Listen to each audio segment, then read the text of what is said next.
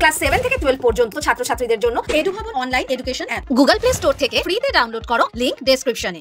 অমরনাথ যাত্রা শুরু হতে আর মাত্র এক সপ্তাহ বাকি, তার আগেই সকাল সকাল গুলির লড়াই শুরু হলো জম্মু কাশ্মীরের উধমপুরে।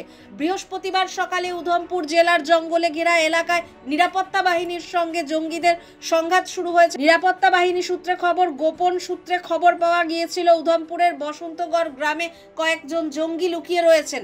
খবর পেয়ে বৃহস্পতিবার ভোরে আচমকা জঙ্গল ঘেরা সেই গ্রামে হানা দেয় নিরাপত্তা বাহিনী ও পুলিশের যৌথ দল। চারদিক থেকে গ্রামটি ঘিরে ফেলা হয়, শুরু হয় চিরুনি তল্লাশি।